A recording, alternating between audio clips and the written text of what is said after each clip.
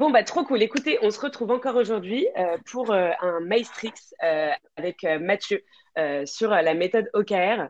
Je suis hyper contente qu'on fasse ce Maestrix ensemble. Mathieu, il intervient sur plusieurs des programmes de Maria Schools, qui est le campus d'école auquel appartient Maestro, et notamment sur des sessions pour expliquer la méthode OKR.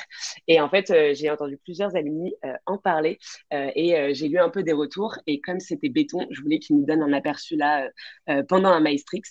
Euh, pour ceux qui ne me connaissent pas ou ne connaissent pas, enfin ne savent pas, n'ont jamais participé à un Maestrix, du coup, je suis Flavie et je m'occupe d'organiser ces events. Les Maestrix, c'est des webinars ou des events en présentiel sur notre campus à Paris qui sont 100% gratuits. Et en fait, l'objectif, c'est d'interviewer une personne du produit ou de la tech qui occupe un métier, bon, product manager, product lead comme Mathieu, product designer, etc. Pour qu'en fait, il nous emmène dans une des méthodes qu'il utilise au quotidien, dans un outil qu'il utilise au quotidien, dans un retour d'expérience d'une méthode ou de quelque chose qu'il a appliqué dans son job, pour essayer en fait de nous transmettre ce qu'il a appris de son expérience et qu'on puisse derrière se nourrir un peu de ces insights pour les appliquer dans notre quotidien, dans notre job. Bon, moi, je suis pas product manager, je suis pas directement au produit du coup, je suis chez Maestro, qui est l'école du product management. On a des formations pour devenir product manager, mais on a aussi pour d'autres pour d'autres compétences autour du produit et de la tech, par exemple le no-code, le product design, la tech pour product manager, qu'est-ce que c'est une API, le front-end, etc. On a développé plusieurs programmes à force de vivre et d'entendre les product managers parler de leurs besoins, de leurs lacunes, des pistes d'amélioration qu'ils ont dans leur job à voir. Et ben, on a développé plusieurs programmes pour répondre justement à ce manque de formation sur ces métiers-là. Et du coup, j'ai bien parlé, maintenant c'est à vous. Est-ce que vous pouvez nous mettre dans le chat qui vous êtes? Si vous êtes product manager, product designer, si vous êtes un collègue de Mathieu qui se connecte pour passer la pause déj avec lui, et peut-être nous dire quelle est votre expérience avec les OKR. Est-ce que vous avez déjà essayé d'appliquer la méthode? Est-ce que vous l'avez jamais faite et vous venez la découvrir? Est-ce que vous l'avez appliquée et ça s'est super bien passé? Est-ce que ça s'est super mal passé? Voilà, nous dire un petit peu votre expérience et puis peut-être les questions, les raisons pour lesquelles vous vous connectez aujourd'hui pour faire ce Maestrix ensemble. J'entends plein de pop-up dans le chat, je vais jeter un œil Ouais, à leur attendez. pas mal Euh, de monde autour du produit avec une ambition de connaître un peu plus les OKR, de ce que je ok, vois. trop bien, ouais. Zéro expérience OKR, cool, t'es au bon endroit maintenant. Actuellement développeur pour devenir PO, ok. On a beaucoup de PM. Hop. CEO. Futur élève maestro, Julien, génial. Ah, la promo de juin, ouais, qui commence le 13 juin, c'est notre prochaine promotion, trop cool. Hum, CEO, Greg, ok, du coup, tu as déjà mis en place la méthode OKR, toi aussi? PMM, Emeline, bien sûr. Mm. Ok, donc plutôt des apprenants, j'ai l'impression que vous êtes débutants sur la méthode et beaucoup de profils PMPO. Euh, donc, du coup, comme je vous disais, Maestro, c'est des formations pour les product people on passe toujours par une pédagogie qui est la même, 80% de pratique et 20% de théorie, parce qu'on pense que pour apprendre, il faut faire. Et du coup, là, je vous ai mis un peu un aperçu de nos programmes. Donc, celui pour devenir product manager, on a une formation en no-code qui commence le 2 juin, jeudi. Donc, on est super excités parce que c'est la première promotion. Moi, je vous avoue, je vais un peu écouter les cours d'une oreille parce que ça m'intéresse vachement comme thématique. Et on a aussi une formation en product design qui commence le 14 juin. Et voilà, et la tech et produits responsables. Bon, toutes ces infos sont sur notre site internet. Je ne vais pas y passer plus de temps. Et je vous donne tout de suite nos prochains rendez-vous. On est hyper actifs sur LinkedIn. On met plein d'updates, on a une newsletter, on met des témoignages de nos alumni, on met plein d'infos, on parle souvent de nos profs, etc. Donc, si vous voulez aller jeter un coup d'œil, n'hésitez pas. Il y a Meetup, évidemment, je pense que la grande majorité, vous nous avez Mm. rejoint via Meetup. Donc, voilà, c'est là qu'on poste tous nos events et puis notre site internet. Et du coup, Mathieu, si tu veux bien nous raconter un petit peu qui tu es, ton parcours, tes précédentes expériences. Yes, alors déjà bonjour à tout le monde. Je suis encore une fois ravi de pouvoir animer un Maïstrix avec toi, Flavie. Sur mon parcours, je vais être très synthétique, hein. J'ai commencé suite à une école de commerce dans le conseil, d'abord chez Soprasteria, où je me suis fait un peu les armes à la fois sur de l'orga IT et du management, où je les ai accompagnés notamment à la transfo de leur DSI sur un modèle de Spotify en Feature Teams. Suite à ça, en fait, j'ai intégré le cabinet interne de conseil de Veolia, où j'ai pu notamment m'exercer au design thinking et à toute cette vision un peu double diamant. Et après 7 bonnes années dans le conseil, je suis parti en startup chez Pampa où j'ai pris le rôle de COO, où justement je m'occupais de toute la partie B2C, à la fois du site web, de la production, l'approvisionnement au niveau des fleuristes, de l'ESAV, etc., etc. Et en 2020, j'ai rejoint Roule, qui est, je présenterai la boîte juste après, mais d'abord pour les accompagner justement sur la conception d'une nouvelle méthode de travail inspirée du modèle startup et un peu inspirée des impact teams de meilleurs agents. Et j'ai pris par la suite, en fait, je me suis vraiment tombé amoureux de cette société. Et donc maintenant, j'ai pris la direction en fait de tout un pan de développer des services gratuits pour Roule. En 2 mots, Roule, qu'est-ce que c'est? C'est aujourd'hui la première complémentaire d'assurance auto en France, avec un modèle de B2B2C où en fait nous vendons des contrats à nos concessionnaires qui les fournissent à leurs clients lorsqu'on achète une voiture en concession. Et par la suite, en fait, on vient amener nous des garanties, des services euh, comme du rachat de franchise ou le fait de bénéficier de rattrapage de points de permis gratuitement, du dépannage 0 km, etc. Pendant un an. Et après, on renouvelle un client sur deux, ce qui fait qu'aujourd'hui, on a 1,3 million de clients en France, ce qui est quand même pas mal.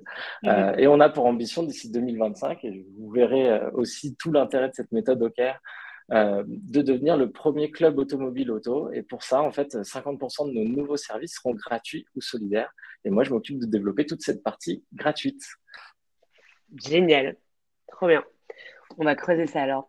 Exactement. J'arrête le partage et je vous mets dans le chat le lien de notre dernier Maestrix qu'on avait fait ensemble justement sur le design thinking, si vous voulez aller jeter un coup d'œil. Et puis Mathieu, je te laisse reprendre la main sur le partage Yes. des slides. Hop. Est-ce que... Ouais, moi je vois bien. Dites-nous bien si vous voyez dans le chat. Bon, bah écoutez, let's go. En tout cas, là, on donne la main à Mathieu, on va l'écouter à fond. Si vous avez des questions, évidemment, n'hésitez pas, les Maestrix, c'est toujours très interactif, donc vous pouvez les mettre dans le chat et puis je les remonterai à Mathieu pendant notre échange. Super. Alors rapidement, qu'est-ce qu'on va voir pendant ce petit Maestrix? Donc on va déjà parler une petite intro en fait de ce que j'appelle la pyramide de la vision aux objectifs, qui pour moi est une très bonne introduction pour pouvoir dire ok à quoi ça sert les OKR et à quel niveau je vais les faire. Et du coup en deuxième partie on verra un peu vraiment d'un point de vue théorique qu'est-ce que c'est, comment on peut les utiliser, pourquoi faut le faire, des petits exemples illustrés de à quoi ça peut servir. Et en dernière partie, je vous présenterai un petit peu de nous, justement, comment on les utilise chez Roule, qu'est-ce qu'on en fait et en quoi on trouve ça utile pour nous permettre de bien déplier notre vision. Alors du coup, je vais d'abord présenter cette petite pyramide où en fait, je trouve ça très important d'avoir pour une entreprise cette notion de décliner un peu justement de cette vision aux objectifs. Ça passe par plusieurs étapes. Donc la vision, la raison d'être, c'est le pourquoi de l'entreprise. C'est au final qu'est-ce qu'elle souhaite apporter comme valeur à la société. C'est une vision long terme. Ça peut être 10, 15 ans. Par exemple, si vous prenez Danone, c'est le fait d'apporter la santé par l'alimentation. C'est quelque chose qui, en fait, dans les 20 prochaines années, Danone vont toujours faire des produits alimentaires et vont toujours essayer d'apporter de la santé, comme ils ont pu faire avec leur Activia, etc. Et c'est vraiment ce qu'ils cherchent à apporter à la société. Ensuite, il y a la partie ambition-mission, qui est plutôt à moyen terme. C'est des plans de 3 à 5 ans. Vous pourrez le voir sur la plupart des entreprises. C'est des visions soit à 2025, soit à 2030, des choses comme ça qui permettent de dire, OK, qu'est-ce qu'on souhaite accomplir? Où est-ce qu'on se voit dans 3 à 5 ans? Ensuite, il y a la stratégie. C'est justement sur quoi on doit travailler pour atteindre notre ambition. C'est quels sont nos piliers stratégiques, quels sont là où justement on va mettre toute notre énergie, notre force, sur quoi on va s'appuyer. Et ensuite, on va, par rapport à cette stratégie, mettre en place des objectifs. Et c'est justement le comment on y va, qu'est-ce qu'on doit vraiment accomplir pour atteindre notre ambition et qui peuvent se décliner justement dans une partie de temps en fait de moyen à court terme où on peut repartir en fait de cette grande pyramide pour aller à des choses vraiment beaucoup plus opérationnelles, beaucoup plus concrètes et proches du quotidien. Mm. Ouais, je me permets de rebondir d'ailleurs sur cette slide parce que du coup, chez Maestro, on a appliqué les OKR là en janvier. On l'avait déjà fait en janvier 2021, mais très mal. Du coup, on n'a pas réussi à les suivre. On était un peu à côté de la plaque. Ils étaient hyper ambitieux, déconnectés de la réalité. Bref, ça n'a pas fonctionné. Et on les a refaits en 2022. Et en fait, au début, on s'était directement mis sur la rédaction des OKR. On était passé sur Mmh. Excel, on avait commencé à les faire et tout. Et en fait, on se prenait vraiment la tête. On faisait pas mal de sessions, on était à plusieurs, on bossait dessus et tout. On se prenait la tête, on n'arrivait pas à homogénéiser notre manière de les dérouler. Et en fait, du coup, à un moment, moi, j'ai repris cette slide et j'ai réécrit toutes les infos pour Maestro sur cette slide. Et en fait, repartir de là, au début, tu te dis, bon, c'est les cours de marketing, on le voit tout le temps, ça Ouais. sert à rien de s'y remettre et tout. Mais en fait, ça m'a vraiment énormément aidé pour enchaîner sur la suite. Donc voilà, je voulais juste faire ce petit partage d'expé, même si on a l'impression que c'est super théorique, en fait, c'est trop utile, trop pratique et absolument nécessaire. Ouais, bah justement, je vais vous faire l'exemple illustré, c'est-à-dire que nous, notre raison d'être chez Roule, c'est l'automobile plus simple, économique et solidaire.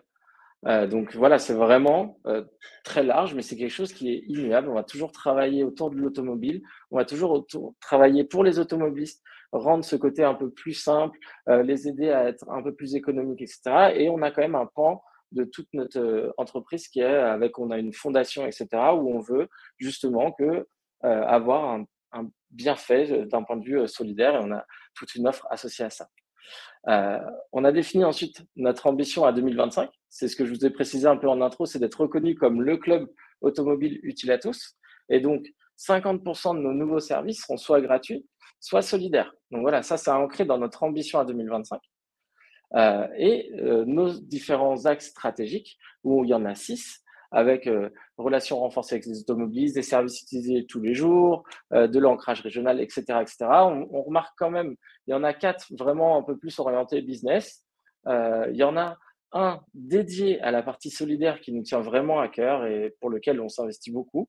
Et il y en a un dédié aussi à l'interne, parce qu'on estime que pour pouvoir atteindre notre ambition, il faut que les collabs puissent donner le meilleur d'eux-mêmes et pour ça, il faut qu'ils aient une expérience collab au top chez Roule. Donc voilà, ça c'est nos axes stratégiques. Maintenant, c'était juste voilà un petit survol pour vous présenter un peu de qu'est-ce que ça peut donner une pyramide. Et là, juste avant d'arriver sur les objectifs, les OKR, je vais un peu vous faire le survol théorique de qu'est-ce que c'est, pourquoi il faut le faire, etc. Donc rapidement, il y a O et KR. Le O, c'est qu'est-ce qu'on souhaite accomplir. C'est le quoi, ça donne l'objectif.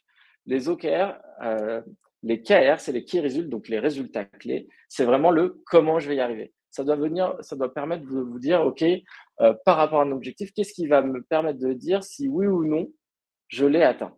Et ça, en fait, c'est une méthode qui est relativement vieille, hein, puisque ça vient de Intel dans les années 70 de Andy Grove, qui ensuite a été popularisé par Google, puisque en fait, c'est un des investisseurs de Intel qui en a parlé à un des cofondateurs de Google, et Google l'a largement popularisé et fonctionne comme ça, et c'est devenu de plus en plus tendance par la suite. Pourquoi utiliser la méthode OKR? Pour moi, l'avantage absolu, c'est que ça permet, par rapport à ce qu'on a vu de cette vision, de l'ambition, de la mission, en fait, on se réunit tous autour de ça et les OKR vont permettre un alignement global, puisque tout l'enjeu d'un OKR, c'est de se dire, OK, comment moi, dans mon équipe, dans mon quotidien, je contribue à l'ambition de l'entreprise. Et donc, qu'est-ce que je fais, moi, dans mon quotidien, qui permet d'avancer ensemble vers ce but commun et donc d'être complètement tous alignés. Et donc, pour résumer les OKR en 2 questions, parce que voilà, je ne veux pas forcément rentrer dans une partie trop théorique, mais dans l'idée, c'est de justement ensuite pouvoir vous exposer différents exemples. Mais en fait, les OKR, ça m'aide à définir des objectifs qui sont à la fois ambitieux et clairs. Il faut vraiment bien formuler la phrase, l'objectif, etc. Avoir une vision atteignable et il faut qu'il soit délimité dans le temps. Donc, j'imagine que pour certains d'entre vous, ça rappelle un peu la partie SMART, mais globalement, un objectif et cette partie SMART spécifique, précis, mesurable, atteignable dans le temps, c'est toujours quelque chose de pertinent. Et donc, c'est la question de, OK, où on souhaite aller, qu'est-ce qu'on souhaite accomplir. Et là, ça vous permet de définir les objectifs. Derrière, il y a les KR, donc ce qu'on appelle des résultats concrets, qui permettent d'avoir des repères. En fait, c'est un peu comme des petits jalons qui disent, OK, par rapport à cet objectif-là, qu'est-ce qui me permet de dire si oui ou non je suis dans la bonne direction pour l'atteindre? Qu'est-ce qui va me permettre de dire, de valider ou d'invalider le fait que j'ai atteint mon objectif? Et donc, je vais essayer de mettre des choses quantifiables qui me permettent d'avoir justement des repères pour me dire, OK, je suis en train de me rapprocher de la réalisation de mon objectif. Et donc, plutôt que un long discours, je vous fais un exemple que j'aime bien où justement, ce que j'entends souvent sur les OKR, c'est ouais, mais ça marche bien dans la tech, ouais, mais ça marche bien dans des plus petites boîtes, ça marche bien dans des très grosses boîtes, etc., etc. Pour moi, les OKR, ça marche partout. Ça dépend, c'est plutôt une notion de culture, c'est comme l'agile, c'est une notion un peu d'état d'esprit, de mindset. Et du coup, j'aime bien présenter un exemple de restaurant avec notre cher Philippe, de toute façon qui fait écho à Top Chef. Mais en gros, lui, il a son restaurant, il a son objectif au global, qui est d'améliorer la rentabilité de son restaurant. Et il se dit, bah, pour ça, en fait, il faudrait que j'augmente le panier moyen de 25% et que sinon, j'ai un taux de remplissage supérieur à 90% tous les jours de la semaine. OK, ça, c'est lui, son objectif. Et du coup, derrière, il a des équipes avec lesquelles qui travaillent au sein du restaurant qui disent, OK, bah, nous, par rapport à cette vision-là et aux objectifs, il y a l'équipe cuisine qui se dit, bah, nous, en fait, notre objectif, c'est d'obtenir une étoile au guide Michelin. Parce qu'en fait, si on obtient une étoile, on aura potentiellement plus de pubs, plus de visibilité et en même temps, on pourra sûrement augmenter les prix. OK, comment on obtient une étoile au guide Michelin? Et bah, ils se disent, OK, on va aller dîner dans 15 restaurants étoilés pour comprendre un peu les critères, la qualité nécessaire, etc. Et donc, ça, ce KR-là, j'aime bien le mettre parce que c'est un engagement de moyens plus qu'un engagement de résultat. Le fait d'aller dîner dans 15 restaurants, ça va étoiler, ça va pas vous garantir d'avoir votre étoile. Mais peut-être que vous allez mieux comprendre justement ce qui fait un restaurant d'un restaurant étoilé. Et donc, vous serez plus à même d'adresser de la bonne manière. Et donc, vous vous rapprocherez potentiellement de votre objectif. Ensuite, bah, ils se disent, OK, il faut qu'on fasse du circuit court ou, bah, tiens, il nous faut un chef pâtissier qui va permettre d'avoir une nouvelle carte de dessert et donc d'augmenter un peu notre offre. À côté, il y a l'équipe boisson qui se disent, bah, OK, bah, nous, en fait, l'objectif, on ne peut pas forcément correspondre à tout, mais en fait, on peut contribuer largement sur le panier moyen. Et donc, on va monter en gamme l'offre de boissons. Et pour ça, en fait, on va faire des nouveaux cocktails signature, on va référencer des vins d'exception qui seront plus chers et on va avoir une offre de digestif qui va permettre potentiellement d'augmenter le panier moyen des gens qui viennent dîner dans le restaurant. Et à côté, il y a l'équipe média qui, elle se dit, bah, OK, pour avoir un meilleur taux de remplissage, on va positionner le restaurant comme une étape incontournable des touristes. Parce que comme ça va permettre d'avoir des gens le lundi, le mardi, le mercredi, le dimanche, là où en fait les habitués ou les locaux viennent moins souvent parce qu'ils sont dans leur quotidien, etc.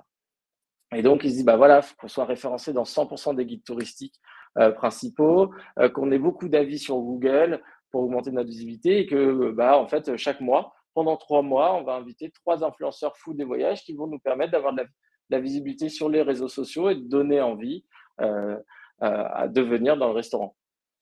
Donc voilà, ça, c'est un peu justement pour vous exprimer en synthèse l'intérêt des OKR et comment on doit se les approprier. C'est vraiment, bah voilà, il y a une vision globale qui est donnée par la direction, par le chef d'équipe, par qui on veut.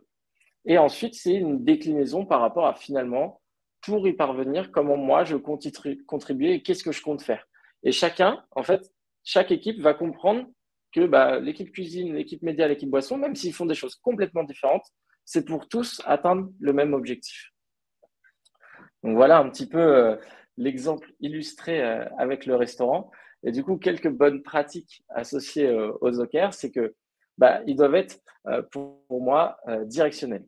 Ils doivent vraiment montrer le but à atteindre sans pour autant préciser le moyen d'y parvenir. C'est-à-dire, il ne faut pas dire faut faire ci, ça, ça. Il ne faut pas que ça soit une to-do list. C'est vraiment une notion de direction, de projection, de où est-ce qu'on se voit, mais pas le comment on y va. Il faut qu'il soit clair et net. Et pour ça, souvent, il faut que tout le monde puisse se l'approprier. En fait, tout l'enjeu, c'est de réussir à le comprendre. Et donc, pour ça, il faut se l'approprier. Il faut toujours qu'il soit fixé temporellement. Donc, il y a toujours un délai. Parce que sinon, on n'a aucun moyen de se dire, OK, est-ce qu'on l'a atteint, pas atteint? Si on se dit, ouais, je veux juste faire ça, OK, mais si je veux atteindre 100 000 euros de chiffre d'affaires, OK, si tu l'atteins en 3 mois ou en 3 ans, c'est pas la même chose. Donc, en fait, il faut vraiment toujours se fixer un délai pour pouvoir se dire, est-ce que j'y suis ou pas? Et puis, moi, j'aime bien le côté, il faut qu'il soit ambitieux et inspirant. Et alors ça, j'aime bien le côté, moi, Marocco, j'aime bien poser pour l'objectif une phrase et pour l'équerre des chiffres qui permettent justement qu'en fait, les gens qui sont plutôt sur de l'émotion vont plutôt être inspirés par l'objectif, là où des gens plutôt rationnels vont se concentrer sur l'équerre, les chiffres, et donc vont y comprendre l'intérêt de ce qu'on doit accomplir. Donc, ça permet un peu que tout le monde puisse bien apprécier en fait les ambitions et toute cette partie OKR. Donc ça, c'était pour la partie objectif. Pour la partie KR, il faut bien entendu qu'il soit mesurable. Bien en amont de se dire, OK, par rapport à ça, qu'est-ce que je vais mettre en place qui va me permettre de suivre et de traquer mes différents KR pour que je puisse savoir si oui ou non je les ai atteints. Il faut qu'il rende l'objectif réalisable. Donc, il ne faut pas non plus que ça soit impossible. Enfin, tu vois, faut pas vouloir de dire, OK, je vais faire de 0 à 1 million de vues sur LinkedIn en un mois. Si on se dit dès le début, OK, on n'y arrivera jamais, on peut vite se démotiver et moins voir le sens. Donc, c'est un juste milieu, puisque le 3, c'est quand même la notion de difficile à atteindre. C'est le niveau de curseur de se dire, OK, qu'est-ce qui me paraît réalisable, mais qui en même temps me paraît pas bateau. Trouver le bon niveau d'exigence par rapport à tout ça, parce que sinon, en fait, on va pas réussir à être suffisamment motivé pour dire, OK, putain, ça y est, on l'a eu, on l'a pas eu, etc. Dans la théorie, d'un point de vue de KR, on dit, en gros, si vous les avez atteints à 70%, c'est déjà excellent. Ça, c'est une chose où c'est à l'appréciation de chacun, parce que ça peut des fois paraître un peu complexe de se dire, OK, on se fixe des objectifs dont on sait qu'on va rien atteindre, etc. Ça peut être un peu démoralisant. Et là, c'est plus savoir au sein de l'équipe, finalement, est-ce que nous, on veut des choses où c'est du check oui, non, ou est-ce qu'on est plutôt sur du OK, on place des choses très ambitieuses et c'est OK si on fait que 70%. Là, ça dépend un peu du ressenti des équipes. Donc voilà. Et maintenant, je vais vous parler un peu de nous, des OKR chez Roule, de manière, pareil, assez synthétique. Mais il y a en gros 3 timings et 3 niveaux. Le premier niveau, c'est ce que je vous ai montré au tout début avec la pyramide. C'est à l'échelle de l'entreprise, il y a 3 à 5 ans, derrière chacun de nos objectifs stratégiques. Derrière chacun de nos axes stratégiques, il y a des objectifs en fait qui sont justement, je vous en ai repris un, des services utilisés tous les jours, et donc développer des services gratuits ou payants qui font partie du quotidien de nos membres sur la route. Et dans cette partie-là, il y en a un, développer des services gratuits ou communautaires pour tous les automobilistes, comme devenir un média auto de référence, qui concerne vraiment toute cette partie gratuite qui a permis justement, qui nous permet nous de savoir qu'est-ce qu'on adresse. Donc là, vous voyez que, bon, typiquement, dans cette vision-là, il n'y a pas de notion de chiffre, mais derrière, je sais que moi, en 2025, l'ambition, c'est d'avoir 500 000 utilisateurs d'une application gratuite avec 20% d'usage par mois. Donc voilà, j'ai pas forcément tout mis, mais sachez que derrière, voilà, c'est chiffré aussi ce qu'on entend derrière. Ensuite, donc au sein de notre organisation, nous, il y a trois grandes factories. Une factory qu'on appelle Premium qui est orientée pour les membres payants. Une factory Média et Impact qui est que au global pour tous les automobilistes de France. où dedans, on va retrouver la partie service gratuite dont je fais partie, le média qui est media.roule.fr et la mobilité solidaire, où justement, au sein de cette factory, on a, nous, défini ce qu'on appelle un plan de vol à 18 mois et on va poser nos différents enjeux avec ce côté-là de faciliter la vie des automobilistes français en apportant des solutions à leurs problématiques et besoins de mobilité, qui a donné différents chantiers à mener avec l'application RouleMap, qui est une application qui vise à simplifier tous les déplacements pour les rendre plus simples, plus économiques et permettre de profiter de la route. Il y a toute cette notion d'agir avec à la fois notre fondation Roule et nos offres de mobilité solidaire pour apporter des solutions de mobilité aux plus fragiles. Et il y a cette notion d'information avec le média pour aider à comprendre les enjeux de cette transition écologique, les impacts. Et en fait, tout ça accompagner tous les automobilistes dans cette transition vers l'électrique qui est en train de se passer. Donc Et ça, c'est juste, vrai. excuse-moi, Mathieu, Factory, Vas-y. là, ce qu'on reprend, c'est un peu comme dans l'exemple du restaurant quand tu prenais l'équipe cuisine. C'est la même. Exactement. Ok, d'accord. C'est C'est ça. un. En fait, on en a trois grandes. Une dédiée pour les membres, une pour les automobilistes, et ensuite on en a une qui est en fait une transverse qui vient soutenir l'entreprise. On va retrouver notre la fonction finance, la Ok, fonction transfo interne, la fonction RH, etc., ok, etc. ok. Ok, merci. Et donc ensuite, moi, je vous ai pris l'exemple de RouleMap, qui est l'application sur laquelle on travaille, qui est pas encore sortie, mais vous inquiétez pas, je vous enverrai les liens de test flight pour devenir de bêta-testeurs. Euh, mais l'idée, c'est voilà, le premier enjeu, c'est d'avoir une application disponible à la fois sur iOS et Android, qui facilite la vie des automobilistes et à utiliser de manière récurrente. Et donc pour ça, en 2023, on a posé à la fois un chiffre de combien d'utilisateurs on veut, combien d'utilisateurs actifs par semaine on veut, et j'en ai d'autres qui sont plus orientés sur le côté euh, vie d'automobiliste facilite la vie, où ça va être des notes orientées NPS, notes sur les stores, nombre d'avis, etc., etc. Et du coup, ensuite, on a, nous, à l'échelle d'une équipe, donc là, je vous prends donc dans le schéma, il y a Roule, il y a la factory média et impact, et au sein de cette factory, il y a mon équipe, qui est l'équipe service gratuit. Et donc, on définit, nous, ce qu'on appelle dans le carnet de route, nos OKR à 6 mois. Et donc là, je vous ai repris nos OKR du moment où je peux vous faire en même temps le retour de est-ce que je vais les atteindre, pas les atteindre. Est-ce que je les ai bien fait, pas bien fait, etc. Et donc, comment déjà on les a fait? On s'est réunis avec justement toute l'équipe, donc à la fois des devs, UX designers, des PM et, et la directrice de notre factory pour justement se poser ensemble et se dire, OK, par rapport à justement l'ambition globale, à où est-ce qu'on veut aller, où est-ce qu'on se voit dans 3 à 5 ans, où est-ce qu'on se voit dans 18 mois, où est-ce qu'on se voit dans 6 mois. Et ça, on l'a fait de manière collective pour réussir à justement s'accorder sur finalement, c'est quoi le sens de ce qu'on fait, comment on s'y voit et que tout le monde puisse être embarqué en fait dans cette vision-là. Et donc, on a défini, nous, deux grands objectifs. C'était un, de réussir à sortir le premier, entre guillemets, MLP, donc Most Lovable Product de Roadmap.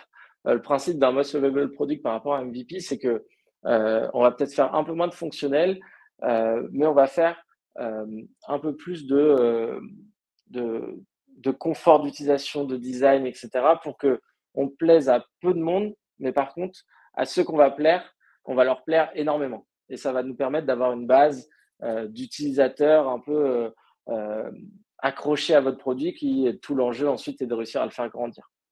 Et donc, on s'est dit, voilà, OK, par rapport à ça, à cet objectif, il faudra qu'on ait une bêta sur les 2 stores d'ici fin juin. Donc, voilà, c'est du fait, pas fait. Il faudra qu'on ait un NPS de l'application supérieur à 7 à la fin du S1. Et en fait, là, on se dit, en fait, les deux KR suivants, le KR2 et KR3, en fait, on les a fait de manière trop théorique. C'est parce qu'en gros, on se dit, OK, si on a une bêta, mais comment, en fait, on a un NPS puisqu'on vient de la sortir, il faut quand même que les gens ils aient le temps de se l'approprier, qu'on fasse une campagne, etc. Donc, est-ce que c'est vraiment fin du S1, étant donné que ça vient à peine de sortir?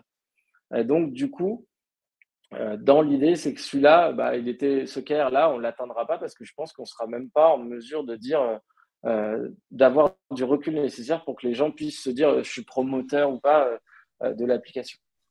Et dans ce Néanmoins, cas-là, vous le remplacez pas. Celui que là, vous savez que vous n'allez pas en fait, atteindre. on s'en rend compte maintenant parce qu'on a pris aussi du retard dans le développement et que la bêta, elle sort plus tard que ce qu'on avait anticipé. Ok. Parce qu'on a eu du mal à recruter notamment et à staffer l'équipe qui est un autre DKR, notamment sur la partie dev. Donc, on a pris du retard. Donc, finalement, en fait, celui-là, on sait qu'on ne l'atteindra pas, mais on le laisse et on se dira, OK, pourquoi on ne l'a pas atteint? En fait, parce Mm. qu'on a mal anticipé la sortie de l'app, là où on voyait sortir en fait euh, avant, enfin même là, début mai, en fait, on se dit que si on sort fin juin, c'est bien. Et donc, Ouais. on aura le premier care qui est bon, mais en fait, on n'a pas assez de recul pour atteindre le deuxième care. Mm. Pour autant, le troisième care, si on se dit que, en fait, au lieu d'avoir, si on se dit qu'on a 100 utilisateurs, mais que sur les 100, on en voit qu'il y a 50 qui reviennent au moins une fois par semaine, OK, on peut dire qu'il est potentiellement atteint. Et donc, on est vraiment dans une vision MLP.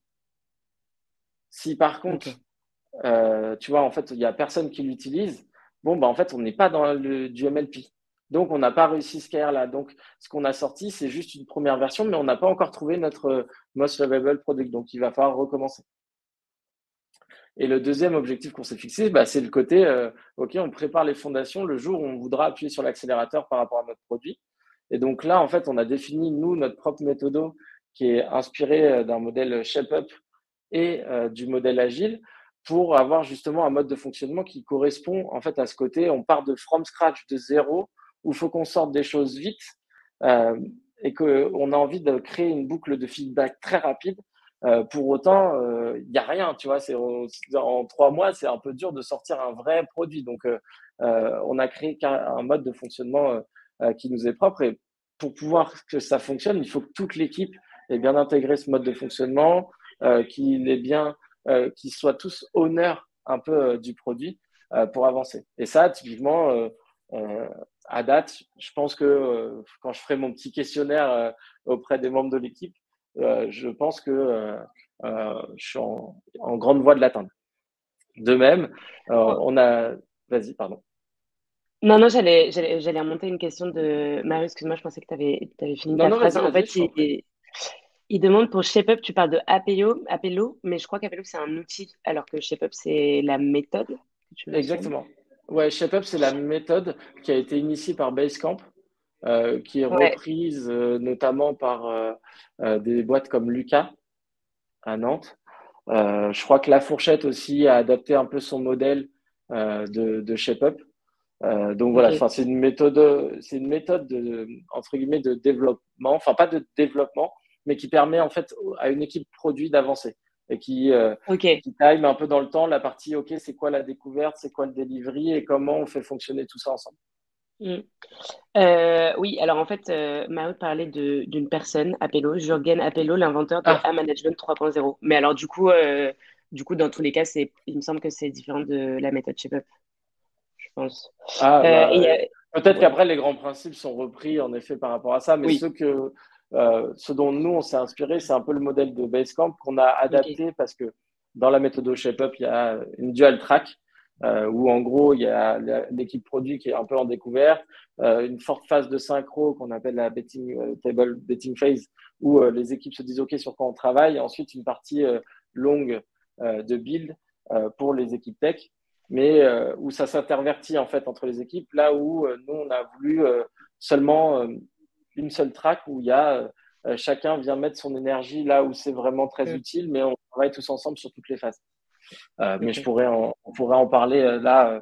C'est un truc qu'on est en train de nous-mêmes de tester et dans lequel on est en train de le faire Ok. progresser, mais on pourra clairement en reparler dans un autre Maestrix.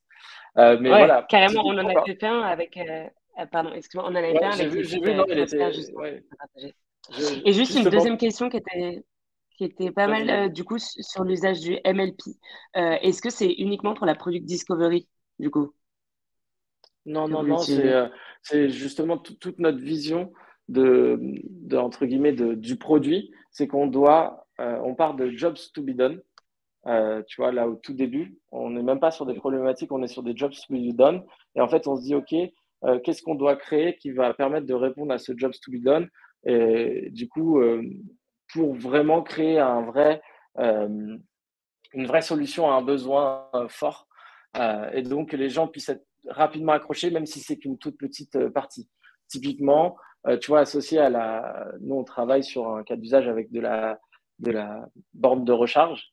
En fait, un des jobs to be done, les gens qui ont des voitures électriques et qui rechargent, en fait, tu te rends compte qu'en gros, ils rechargent principalement soit sur leur point de recharge principal, à leur maison ou à leur travail, etc. Et qui ne rechargent pas trop dans l'espace public. Pour autant, ils rechargent dans l'espace public quand ils vont faire une activité. Typiquement, quand ils vont faire des courses, du sport, du shopping, etc., qui vont faire une activité un peu longue. Et en fait, par opportunité, s'il y a une borne gratuite, ils vont recharger. S'ils n'ont plus trop de batterie, ils vont recharger. Euh, ou si vraiment elle est juste au lieu et qu'elle leur permet de se garer facilement, ils vont recharger. Mais sinon, ils ne vont pas forcément le faire. Et en fait, en sachant ça, bah, nous, dans notre produit, on va dire, OK, le vrai besoin, c'est d'identifier rapidement ces bornes-là quand ils font ce type d'activité. Comment on le fait, comment on le met en avant, comment on y répond. Et donc, c'est bien là où, en fait, on part de jobs to be done. Et donc, plutôt que de se dire, bah voilà, en fait, ils veulent savoir toutes les bornes, toute la puissance, tout ce qu'il y a partout, etc. Bah non, on prend un bout de job to be done. On va peut-être pas plaire à tout le monde, mais ben, tu vois, on plaît Ok. clairement pas à tous les automobilistes, puisqu'on va faire que pour les. Enfin, ça concerne que ceux qui auront des véhicules électriques dans un premier temps. Mm. Mais ça permet d'avoir cette petite différence-là. Ok. Ok. Très clair. J'espère que ça répond à ta question, Marie. N'hésite pas à nous dire dans le chat. Et du coup, donc un des autres cas, c'était d'avoir l'équipe produit complètement staffée. Et de même, en fait, par rapport à cette vision MLP, de se dire, bah, OK, c'est quoi notre job to be done et c'est quoi, en fait, les premiers early adopters potentiels de ce MLP-là pour se dire, bah, OK, comment on leur parle, Mm. qu'est-ce qu'on leur dit, c'est quoi les canaux à favoriser, etc., qui vont nous permettre d'avoir justement de les toucher et de voir si déjà bah, notre vision du MLP, c'est la bonne, si justement ils adhèrent ou pas, et derrière comment on la fait grossir. Donc voilà un peu nous chez Roule cette notion où justement il y a différents timings et différents usages en fait des OKR pour donner à la fois des grandes directions ou des choses vraiment très concrètes sur bah en fait faut que pour pouvoir avancer, pour pouvoir atteindre mon ambition, il faut que j'ai une équipe staffée, ce qui n'était pas le cas au début du semestre où en fait on était deux quoi. Donc, ça a permis, en fait, tout l'enjeu des OKR, c'est que ça permet de concentrer son énergie. Et moi, en fait, les 3 premiers mois, jusqu'à encore très peu, j'étais énormément sur l'objectif 2, à savoir la méthodo, l'équipe, le staffing, et justement le côté de m'assurer on avance quand même d'un point de vue delivery, malgré une équipe pas complètement staffée, pour avoir quelque chose à mettre dans les mains d'utilisateurs pour avoir des feedbacks. Et donc, tu vois, même au sein de mes différents objectifs, j'en ai priorisé, quoi. Mais ça a permis de Mm. me concentrer. Ok. Et donc, du coup, rapidement, j'ai encore pour 5 minutes, après on pourra faire des questions, justement. Euh, En synthèse, les grands pièges à éviter hein, de manière très succincte, hein, c'est d'en créer trop. Pour moi, même déjà 3 et 5, je trouve ça énorme quand vous voyez, tu vois, que 2. Franchement, 2, ça m'a donné du taf énorme et j'ai même pas tout Mm. accompli. Tu vois, 3, 5, c'est dans la méthode, ils disent, ouais, max 5, ça dépend de l'équipe, de sa taille, etc. Mais tout l'enjeu pour moi, c'est de concentrer son énergie. Donc, en fait, plus on en crée et plus on est éparse et plus on adresse un peu tout, mais en mode au tiède. Moi, je pense que c'est mieux d'adresser peu, mais de manière très forte. L'autre piège à éviter, c'est de ne pas les communiquer. Parce qu'en fait, sinon, ça permet en fait déjà de s'assurer de l'alignement avec les autres équipes et aussi de pouvoir dire facilement le pourquoi je suis en train de faire ça. Hein, parce que en fait, ce qu'on cherche à atteindre, c'est cet objectif-là. Et pour ça, nous, le chemin qu'on a dessiné, c'est celui-là. Et donc, on travaille sur tel aspect, tel aspect, tel aspect. Donc, ça permet un peu à la fois de remettre un peu du sens dans son travail et de partager simplement avec des équipes qui n'ont rien à voir le pourquoi on fait ça et parce qu'on se rattache tous au final à l'ambition globale de la société. Et le troisième, c'est d'appliquer la méthode bêtement sans essayer de la comprendre. Et ce que je dis souvent, c'est que pour moi, la notion de méthodo derrière tout, enfin, c'est comme la méthode agile. Il y a 50 méthodes agiles. Ce qui convient, en fait, c'est de comprendre les grands principes et de se dire, OK, qu'est-ce que je peux en tirer? Quelle est, moi, ma situation?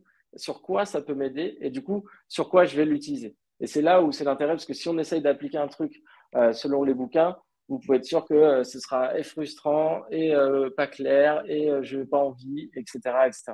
Donc, c'est vraiment d'abord de se dire, de faire l'effort de, OK, est-ce que j'y crois? Pourquoi j'y crois? Qu'est-ce que j'ai déjà envie juste de faire assez simplement pour voir si ça va m'aider ou pas? Les a priori à chasser. Du coup, croire que c'est un process qui marchera du premier coup. Et tu l'as dit en intro, Flavie, vraiment, les OKR, c'est pas genre, OK, j'ai posé un truc, c'est bon, maintenant on y arrive, on est à fond, c'est trop facile et tout. Pas du tout, parce qu'on se rend compte, bah, même là, comme moi je voulais exprimer, qu'en gros, je me suis clairement planté on s'est clairement planté sur des KR. Mais par contre, ça a de la valeur dans le sens de se dire, OK, faut se restreindre à continuer à les faire. Il faut les faire. Et en fait, petit à petit, on va progresser. Et en fait, petit à petit, ils vont être de plus en plus pertinents et ça va vraiment être vraiment doper à la fois l'énergie de l'équipe, la motivation, l'implication, etc. Et ça va permettre que tout le monde ait du sens. Euh, un autre a priori, c'est de penser que c'est qu'au niveau global de l'entreprise, etc., et qu'on ne peut pas en avoir par équipe, voire même individuel si on a envie, mais déjà à minima par petite équipe. Moi, je pense que c'est hyper important parce que je considère que chaque responsable d'équipe est comme un mini CEO sur son domaine et qui doit embarquer le reste de son équipe et que pour ça, les OKR, c'est un bon moyen et que ça permet de vraiment donner du sens au travail quotidien. Et après, de penser que, bon, OK, j'ai fait mes OKR, je les ai mis dans un Notion, etc. Vous allez moins communiquer, c'est pas vrai. On se rend bien compte que foncièrement, il faut les présenter, les, se faire que les autres membres de l'entreprise puissent se les approprier et de se dire aussi, est-ce que de même communiquer au sein de l'équipe, de se dire, OK, comme tu m'as dit Flavie, OK, est-ce que vous l'avez bougé ou pas? Bah, on s'est posé la question. Et en fait, on se dit, bah non, on ne bouge pas, mais on se dira juste qu'on ne l'a pas atteint parce qu'en fait, on ne peut pas le remplacer par autre chose. Mm. Donc, finalement, on ne l'a pas enlevé, on dira juste on ne l'a pas atteint et on dira pourquoi. Et en fait, on va se dire, OK, dans la prochaine fois qu'on va faire nos OKR, comment on ne retombe pas dans ce piège-là qu'on n'a pas vu dans la définition. Donc, ça permet aussi de communiquer au sein des équipes. Et alors, enfin, vous êtes sur la bonne voie si vous ramez ensemble vers des objectifs communs.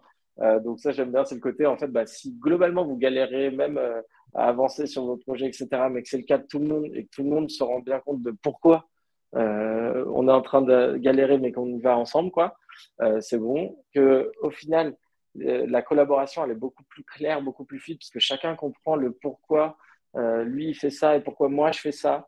Et donc, en fait, c'est plus facile tout de suite de comprendre un peu les positions de chacun, donc ça se fluidifie. De savoir si finalement, tu vois, comme je vous l'ai présenté, où on en est, est-ce qu'on est en retard, est-ce qu'on est en avance, est-ce qu'on est bien, est-ce qu'on n'a pas été assez ambitieux, etc. En fait, juste de dire, OK, bah, ce qu'on s'était dit là, on va pas tout atteindre. Bon, bah, on est en retard, OK, pourquoi? Bon, bah, j'ai eu du mal à recruter des devs, donc on a pris du retard au global, quoi. Bah, OK, très bien. Bah, OK, comment on évite ça la prochaine fois? Comment on fait mieux? Ça permet aussi de se poser les bonnes questions. Et au final, tu vois, les carrières loupées, c'est source. Pour moi, faut pas que ça soit vu comme ah, t'as pas atteint ton CAR ou tes objectifs, t'es nul. Au contraire, c'est plutôt, bah, tu vois, nous, le NPS, on va pas l'atteindre parce qu'on va pas, même pas le soumettre. Mais finalement, c'est quoi l'opportunité derrière? Bah, c'est de se dire, OK, est-ce que c'était vraiment un NPS qui nous permettait de justifier d'un MLP? Est-ce que c'est pas plutôt carrément autre chose, en fait, se dire, bah tiens, en fait, est-ce que c'est pas la notion de, on expose un peu notre product vision sur une landing page et on permet à des gens de laisser leur mail s'ils veulent qu'on leur en parle ou qu'ils veulent être alertés de la sortie de l'app. Est-ce que ce chiffre-là, il serait pas plus pertinent qu'un NPS? Mm. Parce que ça nous permet de traduire un peu déjà notre discours et c'est moins ambitieux de se dire, OK, il faut déjà qu'il ait l'application, qu'il l'ait utilisé et qu'il ensuite nous fasse un retour, tu vois, où on se met des bâtons dans les roues, alors qu'en fait, bah, finalement, notre vrai enjeu, c'est juste de dire, est-ce qu'on est sur la bonne voie? Ouais, OK, bah, peut-être qu'on peut le faire différemment, en fait. Donc voilà pour moi, en tout cas pour la petite synthèse un peu des OKR, de ce que ça peut donner, des OKR et de pourquoi ça peut être utile. Du coup, je vais Trop bien. arrêter de Bah écoute, partager. hyper clair. En vrai, rien que moi, perso, ça m'aide beaucoup et ça va me permettre de mieux m'y prendre pour la prochaine fois. Et justement, là-dessus, on a une question de Lucie qui est sur toute la partie de suivi. En fait, comment est-ce que Mm. tu t'organises? Quand est-ce que tu les consultes? Avec qui tu les consultes, etc. Comment tu fais pour assurer le suivi et que ça, justement, ça tombe pas aux oubliettes, comme on l'a dit? Ouais, bah alors là, nous, au sein de l'entreprise, pour l'instant, c'est encore assez nouveau, hein, cette méthode OKR, Mm. etc. Donc, pour l'instant, c'est sur du Notion. Et en fait, on a tous les 6 mois, on a notre carnet de route. Et en fait, c'est l'occasion de se dire, OK, qu'est-ce qu'on a accompli sur les 6 derniers mois et qu'est-ce qu'on va accomplir sur les 6 prochains? Et donc, Ok, il y a ce côté-là c'est du travail collectif en atelier, une journée, une demi-journée par équipe, où on se repose un peu toutes ces questions. Après, à un moment, quand on avait commencé, j'avais testé l'outil Perdoo, qui était très bien, etc., mais qui est aujourd'hui, si tu veux, par rapport à notre niveau de maturité, trop avancé trop par tôt, rapport ouais. à ce qu'on veut en faire. Ça peut tenir sur un Excel, ça peut tenir sur un paperboard que vous collez sur le mur, etc. Ça dépend de vous, mais tout l'intérêt est de se dire, OK, il faut qu'on le fasse à un moment et il faut qu'à un moment, on regarde où est-ce qu'on en est. Et vous Ok, pouvez le faire, soit ça dépend aussi de votre fonction ou de ce que vous avez défini. Tu vois, sur des visions sales, est-ce que c'est de manière hebdomadaire sur l'avancement? Est-ce que c'est mensuel? Est-ce que c'est plus fréquent, etc. Sur une équipe produit comme la nôtre, c'est par rapport à ce qu'on a défini. Est-ce que je me pose la question tous les mois ou en fait tous les 3 mois ou tous les semestres? Tu vois, ça dépend aussi des équipes et de ce qui correspond par rapport à vos OKR. Mais ok. l'enjeu est de se dire, il y a un moment pour les faire et un moment pour se dire où est-ce qu'on en est, qu'est-ce qu'on a fait. Mm. Sinon, tu les as imprimés, tu les mets au-dessus de ton réveil. Comme ça, tous les matins, tu consultes, tu fais Oh, j'en suis. Pas du tout de pression comme ça va. On a une question de Maria. Ouais. Les OKR doivent être toujours mesurables. Pour l'interrogation. Est-ce que c'est un OKR si on dit, entre guillemets, on mettra en production notre nouvelle plateforme en mi-juin? Ou est-ce que du coup, ça ne Bah, fonctionne pas? pour moi, si, parce qu'en fait, c'est quoi? En gros, ton objectif, c'est de dire, c'est peut-être un peu plus large que ça. Pour moi, c'est un KR. Ton objectif, c'est peut-être de dire, euh, améliorer l'expérience utilisateur sur notre site ou quelque chose comme ça. Et dessus, tu as ton KR qui est mettre en prod la nouvelle plateforme. Parce que tu as une plateforme, tu as une date qui est mi-juin, et tu as le quoi, c'est d'avoir ta nouvelle plateforme. Donc, en fait, pour moi, oui, ça peut être, c'est un KR en tout cas de cette Mm. notion de production. Tu vois, typiquement, nous, on s'est dit, bah, c'est une bêta dans les deux stores. C'est un check, mais au moins, on pourra dire, oui, on l'a fait, on l'a pas fait, tu vois. Ok, ok. Je t'en prie, Euh, Maria. et là-dessus, tu vois, moi j'avais beaucoup, justement, c'est un truc sur lequel on a vraiment galéré, c'est la formulation. En fait, Mm. comment est-ce que justement tu le formules pour bien l'utiliser? Et du coup, ce que j'ai fini par rajouter, c'est une autre colonne à droite. Enfin, parce que moi j'étais sur un Excel, donc tu vois, ça faisait objectif, KR. Et en fait, j'ai rajouté action et j'ai découpé les KR en actions. Et en fait, Ouais, moi, ça m'a énormément aidé parce que ça m'a permis de lire les choses que je revois dans ma to-do et ce que je fais au quotidien, quoi. Et du coup, ça m'a vachement aidé. Est-ce que c'est quelque chose que tu fais? Est-ce que tu as une autre phase de découpe ou pas du tout et tu le déconseilles peut-être, je ne sais pas. non, non, moi aussi, j'aime bien la notion d'action, parce que c'est tout l'enjeu derrière, c'est de se dire qu'est-ce qu'on va faire.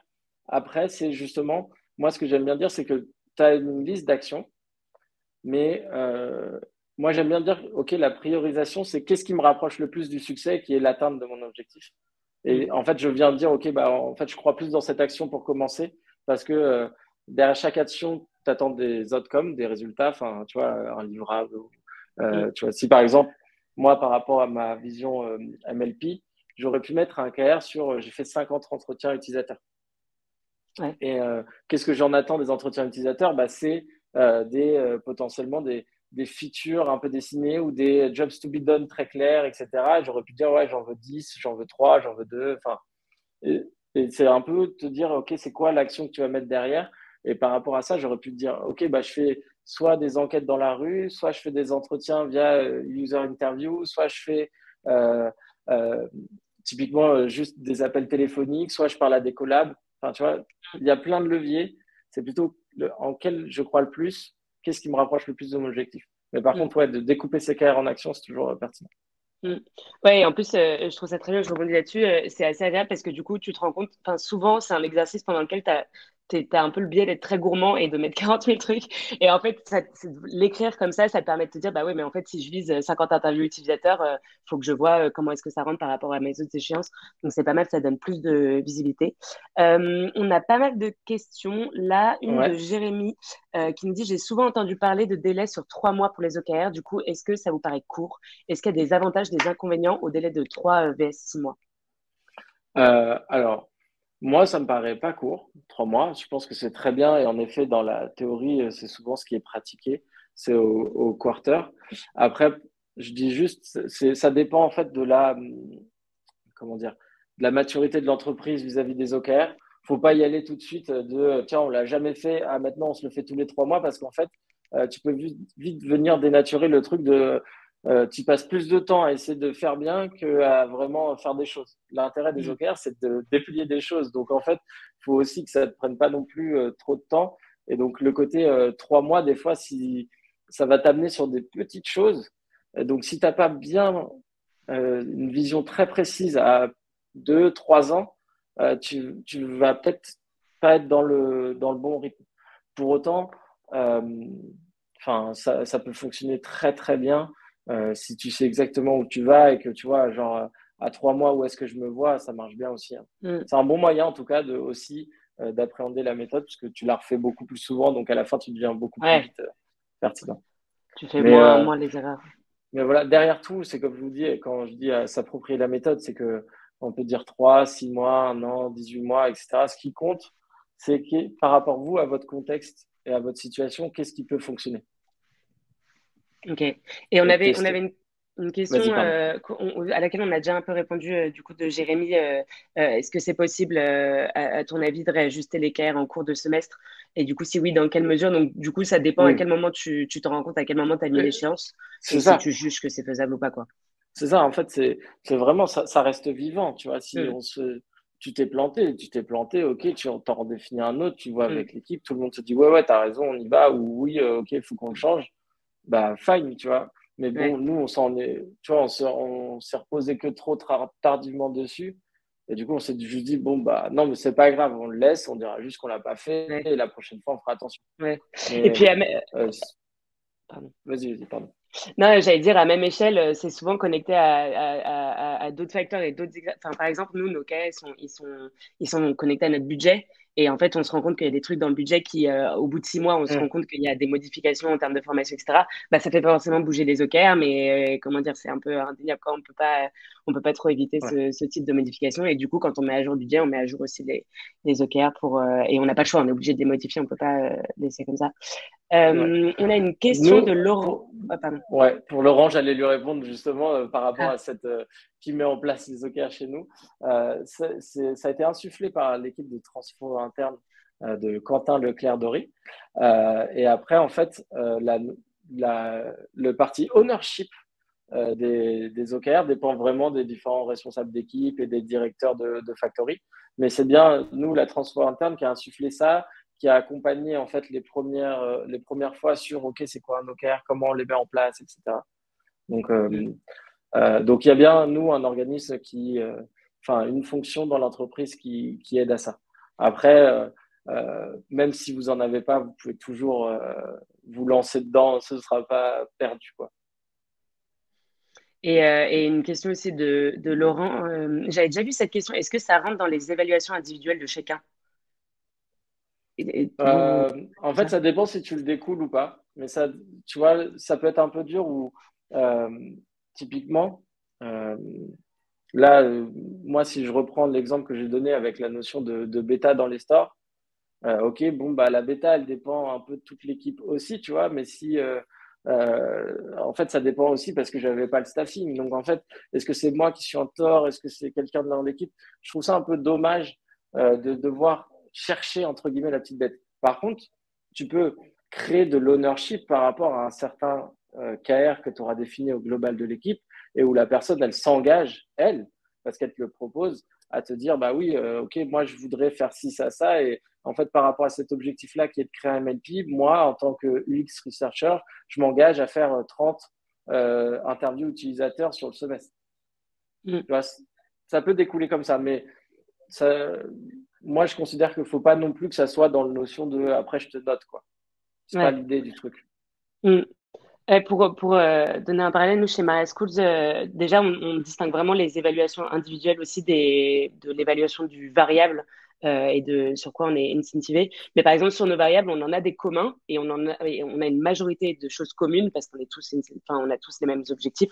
Et ensuite, on a une part où c'est vraiment mes actions à moi propres qui vont l'impacter. Et en vrai, enfin, tous mes efforts mènent à la réussite de tous les objectifs. Donc, en réalité, c'est connecté. Mais c'est vrai que parfois, tu dis, oui, là, j'ai pas complètement la main sur ce sur quoi je vais être évalué. Mais bon, c'est un effort Mm. collectif et tu communiques et voilà. Et puis, tu as une part où c'est vraiment, ça dépend de toi. Voilà, faut trouver un peu un juste milieu et s'entendre avec les C'est collaborateurs. ça, l'enjeu des OKR, c'est que individuellement, tu sais comment tu contribues. Après, il ne faut pas non plus que ça soit en mode bien, pas bien. Tu vois, Ouais, c'est pour ça que des fois, j'aime bien mettre, ouais. moi, des KR qui sont des engagements de moyens plus que de résultats. Je pourrais t'en vouloir te dire, OK, pourquoi tu l'as pas fait? Mais je peux pas t'en vouloir de, OK, ça n'a pas fonctionné. Tu as Mm, testé, tu as avancé, tu as permis de mm, trouver des nouvelles choses. Bah, c'est bien, tu vois. Après, ça n'a pas donné les résultats escomptés, mais c'est pas grave. On pouvait pas le savoir. Tu peux pas tout mm. anticiper, tu vois. C'est pas aussi logique que ça, tu vois. Genre, bah, parce que j'ai fait 200 Ouais, calls email, bon, bah, j'ai 100 bêta-testeurs. Non, c'est pas aussi logique que ça, quoi. ouais. T'imagines la review des 6 mois. Ça, c'est pas coché, c'est à cause de toi. Tout le monde le Ouais, regarde non, mais l'enfer, il fait l'enfer. bout. On a encore deux grosses questions qu'on va Ouais, prendre. Et puis après, on s'arrêtera parce que sinon, on va trop déborder. On a une question. Oh là, j'ai perdu.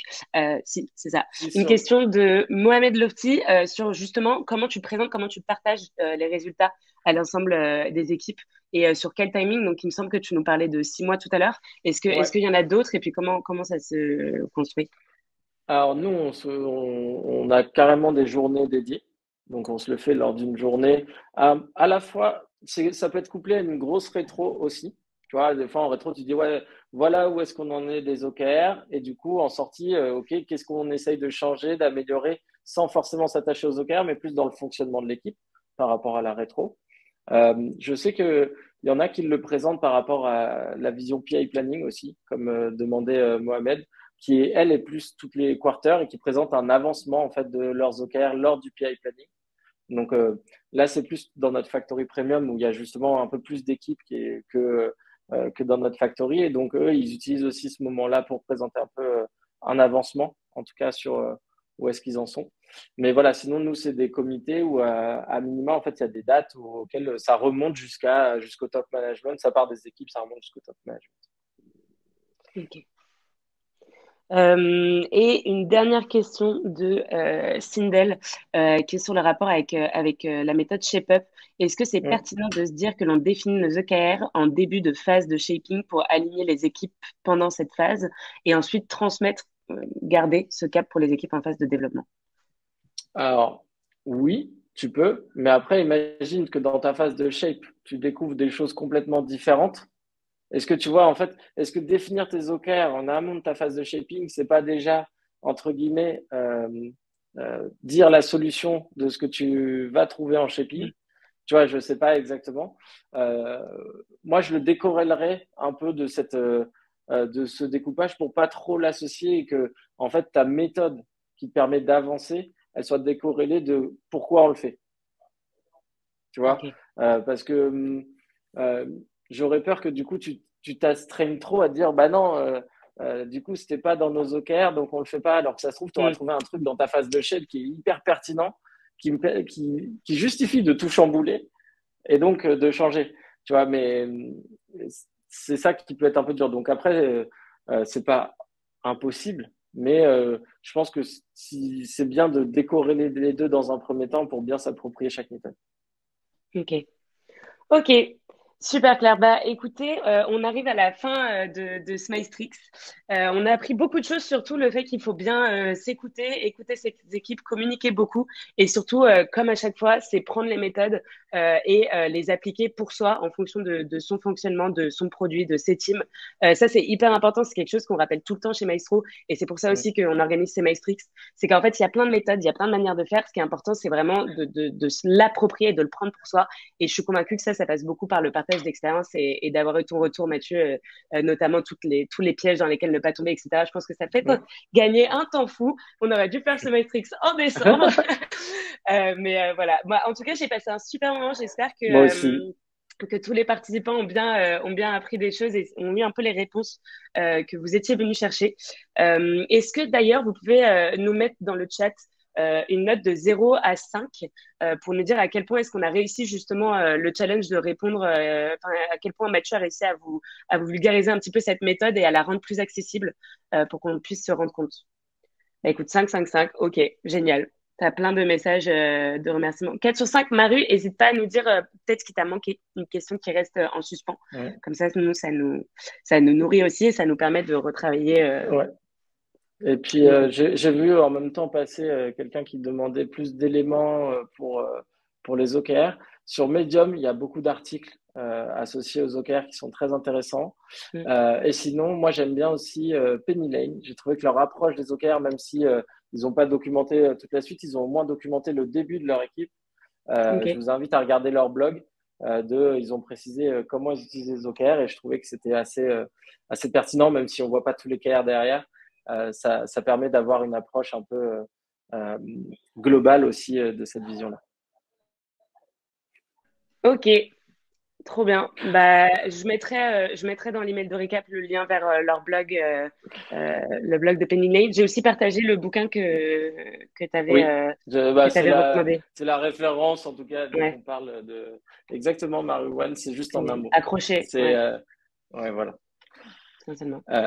Mais oui, c'est la référence quand on parle de Docker. Ok. Bon, trop bien. Bah écoutez, merci tout le monde. Je vous souhaite une très bonne après-midi. Merci encore beaucoup, Mathieu. Je, Encore une fois, je t'en prie, c'était Flavie. vraiment top. Et je vous dis à tous à très vite. Au prochain Maestrix, on en a un jeudi. Ah oui, j'allais oublier de vous le mentionner. Ouais, On en il y a en un a un jeudi jeudi. sur Discovery Je suis Discipline inscrit. avec Tristan Charest. Ah, tu seras des nôtres. Trop bien. Tu passes de l'autre Ouais, côté des Maestrix. exactement. Bah, c'est tout l'intérêt. Euh, on interviewera ouais, du coup Tristan Charville qui vient de publier le livre Discovery Discipline. Et du coup, on va plonger à fond dans la méthode justement de Discovery. C'est quoi les erreurs, comment est-ce qu'on en fait une qui est pertinente et qui permet de construire des produits qui répondent vraiment aux besoins de ses utilisateurs. Donc, on regardera ça. Merci beaucoup tout le monde. Très bon après-midi et on se Merci dit à à très vite. vous. Bye Mathieu. Bon après-midi. Salut. Bye.